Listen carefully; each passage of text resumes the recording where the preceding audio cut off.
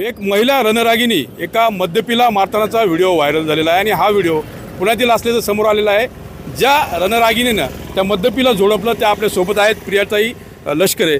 काय नेमकी घटना होती, कधीची घटना आहे आणि सविस्तर काय सांगाल, कशा पद्धतीने तो व्यक्ती तुमच्या जवळ आला, काय घडलं नेमकं? ही घटना 17 तारखेला आहे, 17 डिसेंबर रोजी मी माझे मिस्टर आणि माझा मुलगा आम्ही तिघं जण बसमध्ये चढलो आणि त्यानंतर माझ्या मिस्टरांना बसायला जागा नव्हती आम्हाला दोघांना सोबत। सो माझे मिस्टर पुढे जाऊन बसले, मी आणि माझा मुलगा त्या व्यक्तीच्या जवळ बसलेलो होतो। नंतर थोड्या वेळाने माझा मुलगा पुढे जाऊन बसला आणि त्या माणसाला, तो माणूस पिलेला होता हे माझ्या लक्षात आल्यानंतर मी त्याला जास्त काही बोलले नाही की तिकडे सरका वगैरे असं। पण जेव्हा गर्दीचा फायदा उचलून त्यांनी जेव्हा माझ्या म्हणजे मांडीवरती हात ठेवून तो जेव्हा उठला ना, तेव्हा माझा संताप झाला। मग मी त्याला कॉलर पकडून त्याला मारहाण करायला सुरुवात केली। म्हणजे तुम्हाला हे लक्षात आलं की ही विकृती आहे आणि त्यानंतर तुम्ही रिॲक्ट झाला? बरोबर, हो तसंच झालं अगदी। कारण की त्यांनी ज्या पॉइंटला मला हात लावला ना, तिथे म्हणजे मी सहन करू शकत नाही की त्यांनी तिथे मला टच केलेलं होतं।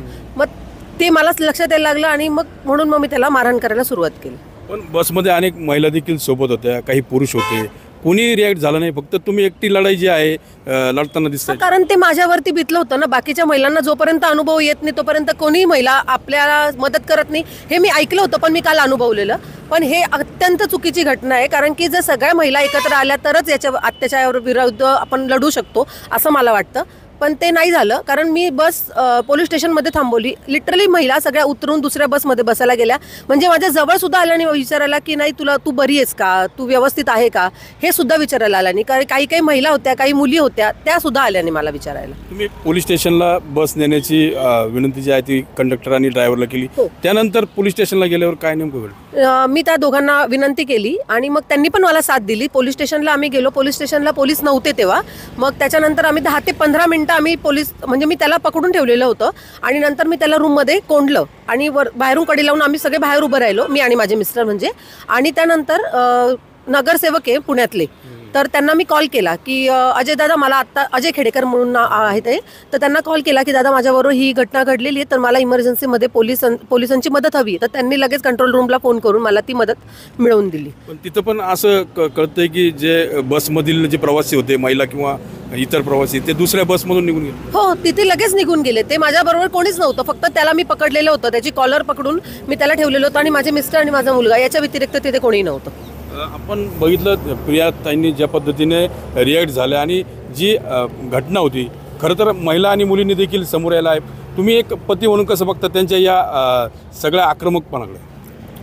नाही का, बायको म्हणून असं नाही म्हणत, पण प्रत्येक स्त्रीने हे पाऊल उचललं पाहिजे। माझ्या प्रत्येक बहिणींना असं कणकर बनलं पाहिजे की जर काही घटना घडली तर तात्काळ असे पावलं तुम्ही उचला आणि जेणेकरून तुमच्यावरती कुठल्याही प्रकारचा अत्याचार होणार नाही याची तुम्ही काळजी घ्या।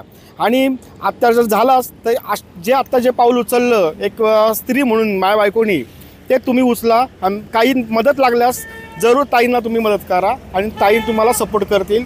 काही असेल तर तुम्ही कॉन्टॅक्ट करू शकता ताईंना। तुम्ही बसमध्ये होता, मात्र गर्दीमुळे तुम्ही त्या घटनेपर्यंत पोहोचू शकत नव्हता। मग नंतर जेव्हा तुम्ही तिथे पोहोचला तर तुम्हाला देखील राग आला असेल की एक असा मद्यपी व्यक्ती आहे आणि तो छेडछाड करतो? नाही, राग म्हणजे कसं होतं की एक नवरा म्हणून जर आपण विचार केला तर प्रत्येक काय म्हणेल किंवा नवरा आहे म्हणून त्या माणसाला मारतोय, हे असं होऊन जातं। आणि हे मला आवडलं नसतं की एक नवरा म्हणून हे करायचं। पण एक स्त्री ती मदत जी हे करते, म्हणजे अत्याचाराला ती बळी पडली आहे, पण ती तेवढं दाखवते, डेअरिंग दाखवते, ताकद दाखवते। मग फक्त मी तिला सपोर्ट करून पाठीमागे उभं होतो। उगाच हात लावण्यामध्ये काहीच अर्थ नसतो। मग तो कोणीही व्यक्ती असो, मोठा असो, छोटा असो, दारू पिलेला असो नसतो, पण उगाच मारण्यामध्ये काही पॉईंट नसतो। मग म्हणून नवरा म्हणून आपली ताकद दाखवायची काही अर्थ नाही त्याला। मग एकंदरीत महिलांच्या पाठीमागं उभं राहणं महत्त्वाचं आहे आणि महिलांना जी भूमिका आहे महिलांनीच ती व्यक्त करायची आहे। तरुणी असतील किंवा महिला असतील, ज्यांच्या बाबतीत असा प्रकार घडतो त्यांनी समोर येऊन त्या सगळ्या घटनेवर मात केली पाहिजे असं देखील लष्करे दाम्पत्य म्हणते। मनोज गाडीकर, TV9 मराठी, कोपरगाव, अहिल्यानगर।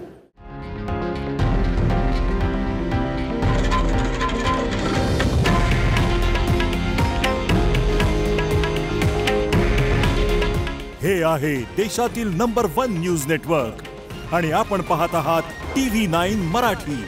काळजी तुमची, हित महाराष्ट्राचं।